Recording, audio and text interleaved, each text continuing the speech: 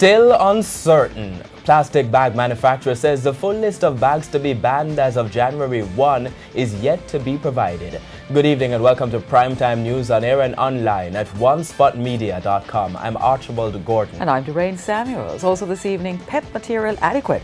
Education Minister insists books for new grade 6 exams widely available. Report to us, St. Thomas police ask man who sold students pills to come in. No more soap operas. Health Ministry moves to ban popular daytime dramas in hospital waiting rooms. And in business news, jobs will be lost. Plastic and styrofoam manufacturers say ban will force them to lay off workers. There's also sports commentary and weather in this newscast, but before the break, the feedback question. This evening, we're asking, do you support the proposal to ban soap operas in hospitals? Share comments online, facebook.com/television Jamaica and tweet @televisionjam. Please stay with us. Primetime News returns right after this break.